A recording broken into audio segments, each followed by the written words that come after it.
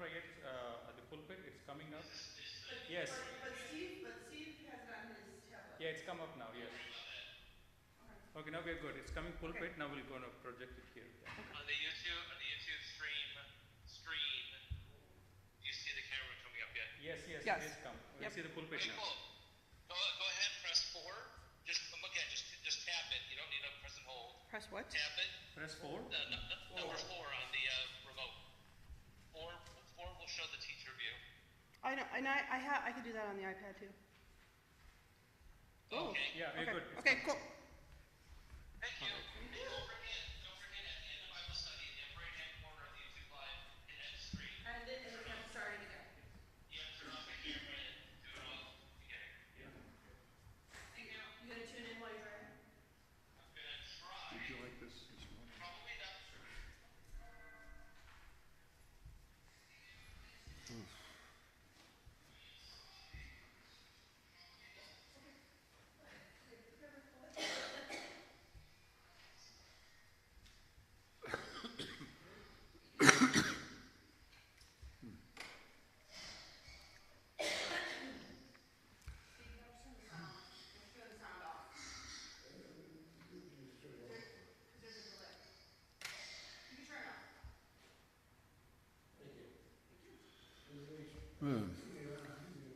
Well, good morning, class.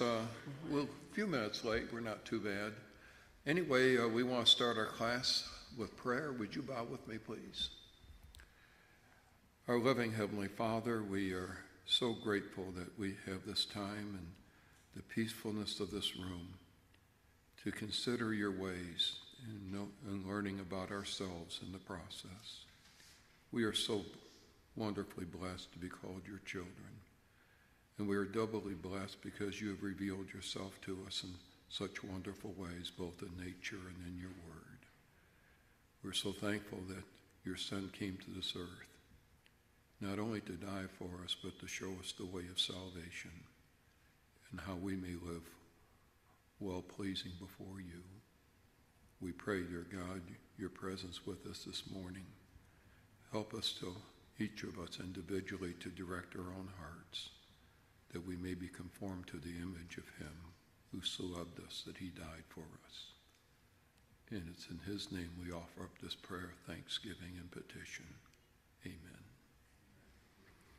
Okay, we are in week number 22. Yes, there's only one sheet of paper. Basically, there are 3 slides. And it's rather interesting that our author decided to do the whole week just on Matthew chapter 5, verses 13 through 16. Other times we cover quite a few sections in one lesson. But we're going to go ahead and follow the outline that he has. Of course, I have quite a bit of additional information that we can put in here. But we are going to be talking about the being able to overcome low self-esteem. Actually, this is a very serious problem in our society today. Its impact can be seen among our young people. It can be seen in our college students, and we can also see it many times in our older adults, the lack of self-esteem. We hear a lot about that, and the world has its own way of trying to tell people how to feel good about themselves. But we're going to be looking at what Jesus has to say. You know, the lack of self-esteem can really adversely affect our performance as Christians. And so we may want to ask ourselves the question, what does this have to do with the Sermon on the Mount? Well, first of all, let's go ahead and read our text from Matthew chapter 5, verses 13 through 16. Brother Sharef, would you like to read that for us, please? You are the salt of the earth, but if the salt loses its flavor, how shall it be seasoned? It is then good for nothing but to be thrown out and trampled underfoot by men. You are the light of the world. A city that is set on a hill cannot be hidden. Nor do they light a lamp and put it under a basket, but on a lampstand, and it gives light to all who are in the house. Let your light so shine before men that they may see your good works and glorify your Father in heaven. What do you suppose Jesus is trying to say here? When it's talking about salt and light. You know, oftentimes we approach the Sermon on the Mount and we divide the thing up and we say, okay, last Wednesday night we finished the Beatitudes. Let's go on to something else, right? We're not going on to something else. Unfortunately, oftentimes we do not tie the sermon together. This has to do with the Beatitudes. Jesus outlined the Beatitudes with a type of character that is needed in order to be Jesus' disciple. And then in the next section, he tells of the effects of those who possess those characteristics. It's tragic that people purposely refuse to know God and to serve him. It's disturbing. It really tries your patience sometimes in society. Some people feel that it's nobody else's business but their own. Whether they believe in God or accept God or are controlled by God. Undoubtedly, they may think that they are merely being their own person and that they are doing no harm to anybody but to themselves, if indeed they are harming themselves. Because the world about them are saying, no, leave that stuff alone, that Bible stuff alone. We have a better way than what the Bible has. In fact, the Bible is just absolutely wrong. But they are sadly wrong themselves.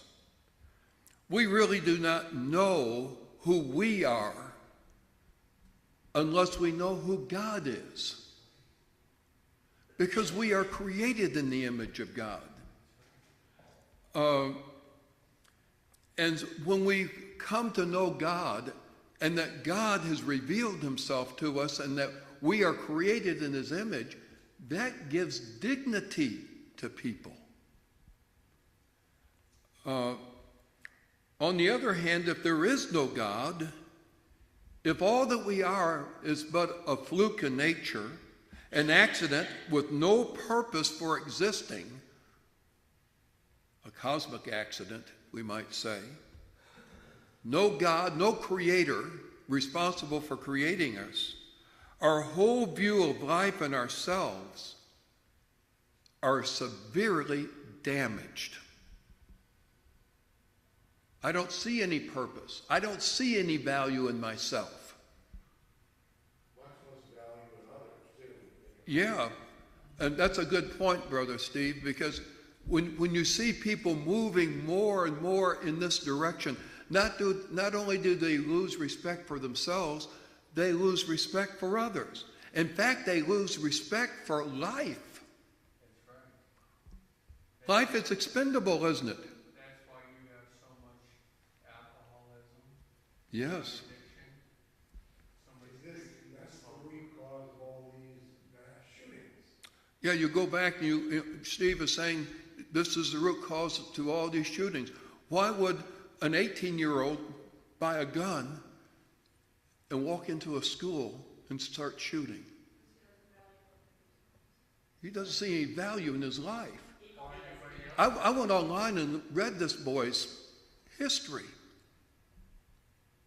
Not that he necessarily had a criminal record, because I didn't see one. He's living with his grandparents because his mother is an addict and separated from his father. This causes serious trouble. Yes, Brother Miller? No, I was just going to say, serious lack of respect for life itself. Sure. And I think it goes as far as And I agree with you. Same thing with that too. That It's a matter of respect for life and respect for yourself because you are whom God created. so if you don't respect yourself, how can you respect others? And you don't respect yourself unless you know who you are. You had something, brother? Yeah, in this situation, the boy did not see any self-esteem, neither in in his mother's life or neither father's life, much less in his own life. How does he see self-esteem? And he shoots his grandmother? Yes, because she was going to complain about his phone bill. And when his phone shut off. Do you remember that one special characteristic of those in the kingdom that we studied in our last lesson? I'm talking about verse 8 of Matthew 5. Well, it's important for us to see how all this is put together. Remember, he says, blessed are the pure in heart, for what? They shall see God. A person came up to me after class and he said, I always just assumed that we'd see God in the resurrection, you know. No, we see God now because the pure in heart sees a pure God.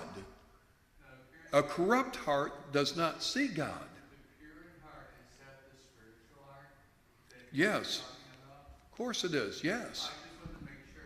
Yes. And so the lack of these character traits that are expressed in the Beatitudes flaws our view and concept of God. And if we don't see who God is, what's the next thing we fail to see? We are. Ourselves. That's right.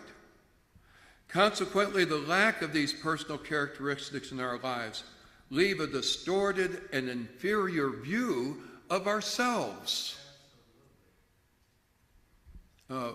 As you get older, you begin to realize how true that is. And when we allow these Beatitudes to develop our character, we are able to see ourselves, as Jesus expressed it, as being the salt of the earth and the light of the world. And again, these values are personal characteristics, all of which are the very opposite of what the world would tell us. You know, this is not arrogance. This is reality. Again, these values and personal characteristics frustrate the world. And when the world sees them in Christians, oftentimes they turn on Christians because it makes them angry. It's important for us to see these things. It's important for us to be guided in our own hearts by these things.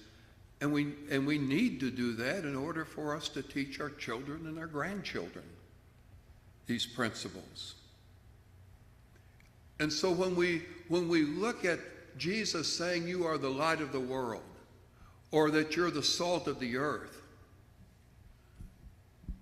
he's saying to us that we are valuable. We're valuable because God created us. Do you realize when he said you are the salt of the earth that was a compliment? What is the purpose of salt, especially in those days? We usually think about it being a preservative. And also to season the food. Right. It seasons food, makes it palatable. I mean, we have all kinds of purposes for. We take salt for granted, don't we? We have so much of it. We have. You ever see by the highway these big domes full of salt? Wow, we just throw it out there on the road, don't we? It melts things. But it also freezes things. It also freezes things in terms of making homemade ice cream. Makes things colder when it's melting stuff. Isn't that something incredible? I was watching an experiment. Well, I knew this back in school, but You know, salt has such incredible characteristics. If I had, for instance, 2 bottles here, say 2 1-liter bottles, and one was full of salt and the other was full of water, and I poured the salt into the water, how much volume would I have? 1 liter. You know, poured sand in there, I'd have 2 liters. But yeah, it mixes right with that, the water molecule. Isn't that amazing?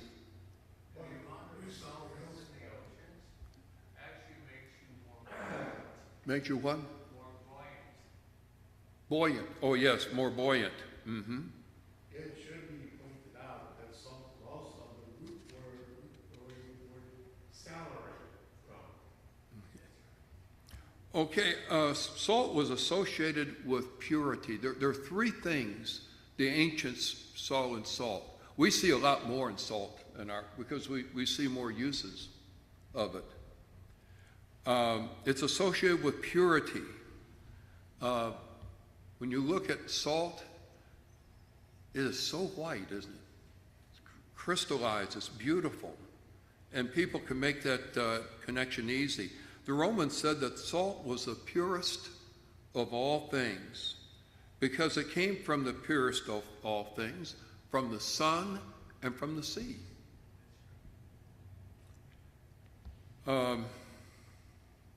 Salt was the most primitive of all offerings to the gods. We're including pagan gods. And do you realize that even in the Jewish sacrifices, oftentimes they used salt, especially with grain offerings? You can read about that in Leviticus 2 and verse 13, for instance. If the Christian is to be the salt of the earth, he must himself be an example of purity. That takes us back to the Beatitudes once again. One of the characteristics of the world in which we live is the lowering of standards. We've always complained about that. Yeah, even when I was growing up, you know, TV, had been invented, you know, and back in the 1950s and all that type of thing. And we were all concerned about the influence TV would have on our society. Well, it's had a powerful influence on society. Unfortunately, not very good. But used to be we had a code of ethics for TV. We don't have that code anymore. Code of good practice. I remember, I've mentioned this many years ago with Channel 9, WGN. When it signed on, you know, they'd show their seal of good practice. Nobody practices that anymore. And so, you know, it's very hard to even watch network TV anymore. Standards, we have standards of honesty, standards of diligence in work, standards of conscientiousness, and we also have moral standards, don't we? And the more the world goes that way, the more Christians ought to be seen as pure and as light. Well, the Christian must be the person who holds aloft the standards of absolute purity in speech, in conduct, and even in thought. Let's take a look at James chapter 1, verses 26 and 27. When I was preparing this and thinking about these qualities of purity and so on, this was really the first passage that came to mind. James chapter 1, verses 26 and 27, which is, you know, James is probably the most practical book in the New Testament. Would you read that for us, Brother Suresh? Mm-hmm. If anyone among you thinks he is religious and does not bridle his tongue, but deceives his own heart, this one's religion is useless. Pure and undefiled religion before God and the Father is this: to visit orphans and widows in their trouble and to keep oneself unspotted from the world. Okay. We're talking about religion that is useless. Religion that is not pure. Notice verse 27 tells us what pure religion is. A lot of times we spend a lot of our attention on the first part of that verse, to visit the widows and the orphans in their affliction, and that's important. But let's not forget the second part, to keep ourselves unspotted from the world.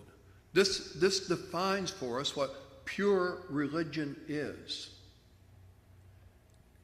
And salt is connected with purity, and we're concerned about pure religion.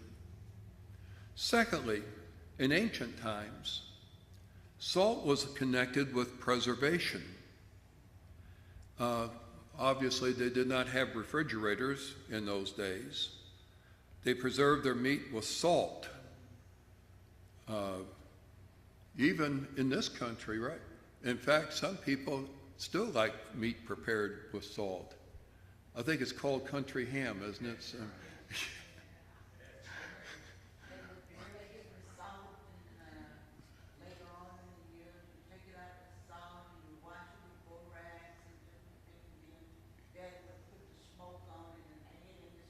in the smokehouse. And there it would hang until you're ready to eat it, right?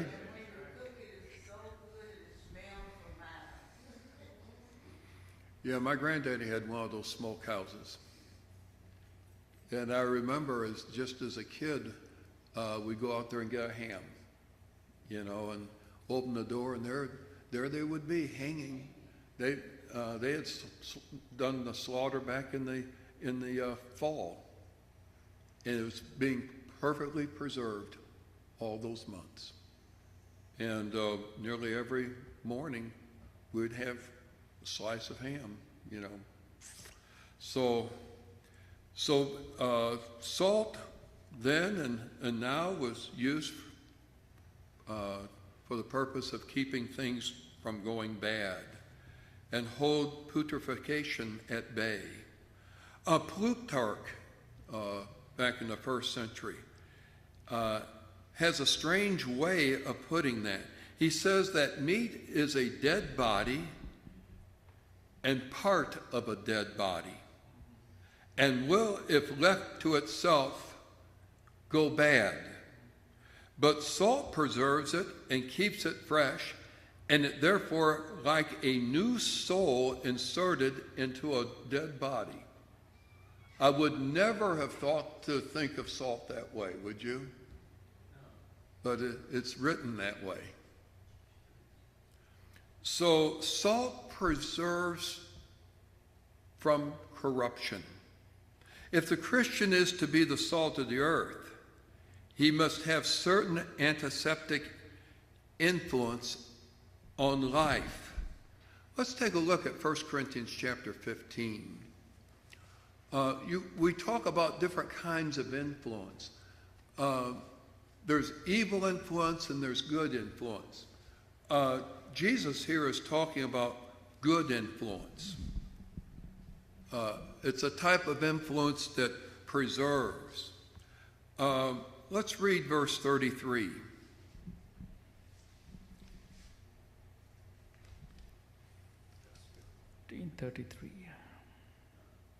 Do not be deceived. Evil company corrupts good habits. Very good. There we have it. Don't be deceived. Don't think this isn't true. The world will tell you this isn't true. People only find out when they violate this principle. It's true. It's true. That's what they find out. Evil company corrupts good habits. Now, I'm going to ask Brother Suresh to go back and read the previous verse so that we can understand from the immediate context the warning Paul is giving here. Verse 32. Read verses 32 and 33 together, I would say. If in the manner of men I have fought with beasts at Ephesus, what advantage is it to me? If the dead do not rise, let us eat and drink, for tomorrow we die. Do not be deceived. Evil company corrupts good habits. We're in 1 Corinthians 15, verses 32 and 33. When you look at those, what connection are you seeing between the two verses? You know, it used to be I'd read that and say, well, that's a strange place to put verse 33. But there's a connection between the two verses. In fact, there's a connection of verse 33 with the entire chapter. What do you see here when you look at the biblical text? Yes. I see verse 32 as being very secular from the standpoint of being carnal.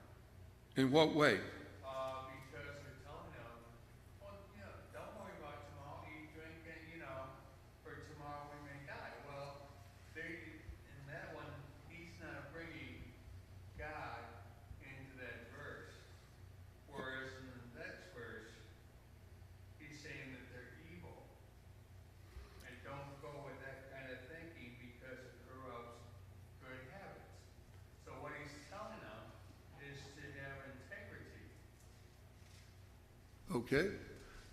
You hit upon part of it, Brother Baki. I look at it, if we didn't have salvation, we'd have no reason to worry about what we do. Okay, so Brother Baki is saying if we didn't have salvation, we wouldn't have to worry about what we're doing. Yes, Sister Bergstrom? I was going to say the evil company corrupts good habits is corrupting your pure heart. Like when you're engaging with people that don't have a pure heart, and that affects them. Okay, so we have here the Sister Bergstrom saying that it corrupts a good heart. Did you see something else here, Brother Johnson? Well, when we stop to consider the whole, as a whole, we're talking about the resurrection of the dead. Yes. And the thing in verse 32, if the dead do not rise, then the dead will eat, drink, and be merry. That is the point that Paul is making here. He's saying if there is no resurrection from the dead, it doesn't really matter how you live or even what you do to others. Do we ever see the consequences of that thinking in our society? Yes. And we're wringing our hands. Well, we got to do something. We got to do something. And so we want to pass some more laws. We want to make some more restrictions. But where is the problem? The problem is in the heart. That's off limits. You don't deal with that because then you make people feel bad. Well, how do you think they feel when they're being shot?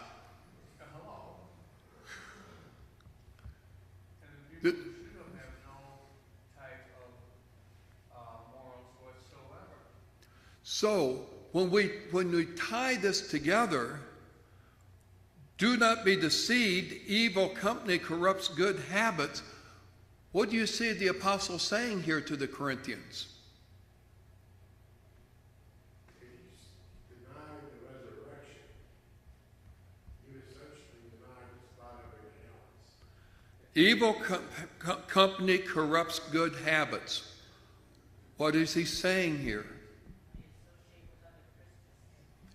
Yeah, you do not associate with those who do not believe in the resurrection. That's the connection between the two. You associate with these people who are saying there's no resurrection. Let's eat, drink, and be merry because we're going to die anyway. There's no consequence. No matter what good I'm going to do, what harm I may do, I'll never experience the consequences of it because I'll be dead and there's no resurrection that's gone. So let's go for it all now. They find out when we get there, there is some consequences. There's consequences even now, though. For everything that evil has done, Yeah, but don't you understand? I'm looking out for number one. I'm not looking out for you. yeah, but isn't that, But it gives me pleasure, Brother Miller. isn't that arrogance and ignorance? Who cares? Who cares? Sad state of being. If I see a young woman out here and I want to rape her, who cares? I think those who She doesn't like that. Doesn't bother me. I get what I want.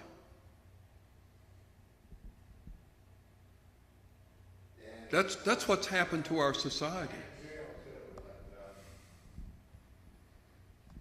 If you get caught, you go to jail. Glenn, Yes. but also, I was thinking about the lower self-esteem also plays into faster cars, bigger houses, Oh yeah. bigger TVs, bigger entertainment centers. Because they're trying to substitute their own qualities by material things. Exactly. And That's right. that actually shows a lowered self-esteem. So for habits, you may have in your translation morals. Evil company corrupts good morals. Yes. So these people do not see any accounting of their deeds. Did you notice as you read your text, yours might be in italicized and in quotation marks? This is a quotation from Isaiah 22 and verse 13. It's a principle that has always been true. And it was true with God's people in Jerusalem during Isaiah's day. As the people are facing Babylonian captivity. In 1 Corinthians 15, Paul talks about evil influences. That is negative. In Matthew 5:13, Jesus encourages the disciples to be good influence. That is positive. Which one do you want to be identified with? So salt was valuable. It was also often used as a medium for exchange or to pay wages and so on. You could say a person is worth his salt. That's where we get that expression from. Okay, as our time is running out here, now the third one. The third way that the ancients looked upon salt obviously was flavoring. It made things to eat palatable. And so we are certainly familiar with the flavoring of our food. In fact, when you buy packaged food, it's kind of distressing to see how much salt there is in it. And too much salt is not good for us. It causes hypertension.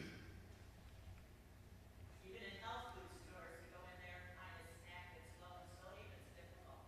It is. Because we like that taste that salt gives it. And that's what sells. Yeah. Christianity, that is following the life and values that Jesus taught and demonstrated as our example, is to life what salt is to food. Christianity supplies flavor to life. The tragedy is that so often people have connected Christianity with precisely the very opposite. In a worried world, the Christian should be the only person who remains serene. In a depressed world, the Christian should be the only person who remains experience the full life of joy. Perhaps much of the depression people experience and are on continuous medications to regulate their moods could be eliminated if they permitted their faith in God's providence to control their hearts and lives instead of listening to the world that sees no hope because they do not know God. I mean, you go out here and these social activists and so on, the sky is falling, the sky is falling. You know, when we don't see God taking care of us and taking care of the earth and so on, we're going to scare ourselves to death. And that's what's happening to people. We didn't have any of these anxieties when we were growing up. I mean, there were anxious people, to be sure. But this is almost taught us now. The only one that I had was the human missile crisis. Yeah. That was the only People buying, building bomb shelters. That's the only one. Yeah. What's that? And it was the only time, and also civil defense down in central Illinois would put water, saltines, and food in caves. Hmm. There's a cave down there that's actually a bomb shelter. Yeah. Well, this is, I remember all the preparation school children went through and so on, in case of a nuclear attack and so on, and we're talking about the blast and where we're to go and get under our desk, stay away from the windows and all that type of thing, and people building their bomb shelters for that type of thing. And then we're told after doing all that, well, the earth would be uninhabitable. Yeah. So what's the purpose of all this? I can remember going down Lakeshore Drive and seeing the Nike Zeus batteries up in the air, ready to go anytime. Listen, you didn't have to go downtown. It was over here in Arlington Heights on Central. Oh, really? Over where the reserve, so, yes, it was a golf course there now. Yes. And when I was a kid, every once in a while, they bring those missiles up out of the silos. You never knew they're across from the hospital? Yeah. Did you ever see those? I saw the ones in Long Lake Shore, Yeah. by Lake Michigan. And they spent no telling how much money building those things. Now that's where And they're not there anymore. that's where the Lincoln Park Gun Club is now. So, you know, it's truly been said we have worried about ourselves about things that will not happen. Doesn't mean that we shouldn't be careful, make preparations, but this is destroying people's lives. Notice that Jesus goes on to say that if salt had become insipid, it was fit only to be thrown out and trodden on by men. You know what's really difficult about this? About salt becoming that way? Salt doesn't become that way.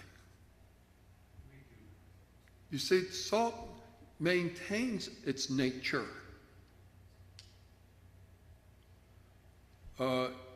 It doesn't really lose its saltiness unless it's diluted or something like that. So what is Jesus telling us if the case is that salt does not lose its qualities? See, the focus is not on the salt, the focus is where? On me. Right there. I think we miss that oftentimes. We miss that. If the Christian is not the salt of the earth because he is not pure and is not an influence for good, that person is useless to everybody, including himself. It is a special tragedy because unlike worldly people amongst us who who live without God, the Christian knows what he's supposed to be and yet refuses to be the salt of the earth. And, in Luke chapter 12, verses 47 and 48, could you turn to that, Luke chapter 12? Because we have a little bit of time that we can read this. And this is really important to us because we are worried about the condemnation coming to the world, and we do not think about the condemnation that would come to us being greater because we knew and we did not do. And this is yet another parable that Jesus gave. Would you read verses 47 and 48 for us from Luke 12? And that servant who knew his master's will and did not prepare himself or do according to his will shall be beaten with many stripes. But he who did not know, yet committed things deserving of stripes, shall be beaten with few. For everyone to whom much is given, from him much will be required. So the servant who knew his master's will and did not do it, what kind of stripes is he going to get? A lot, many. What about the one who did not know? Few. How many stripes do you want?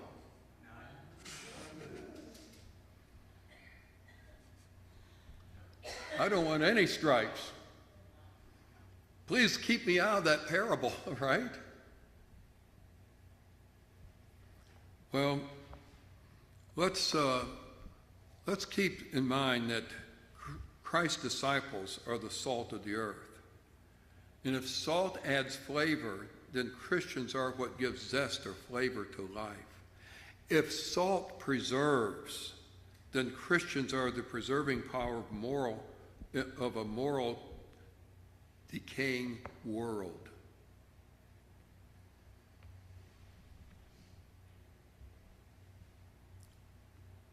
Salt is valuable. Christians are valuable. Even though the world may not recognize it, God does, and we should recognize the value of each of one another in this regard. So we ask the question as we close. Are we putting in our lives the character traits that were described by Jesus in the Beatitudes so that we are the salt of the earth? Thank you so much for your kind attention. Our time is gone, but we did get through this, and for that we're very thankful.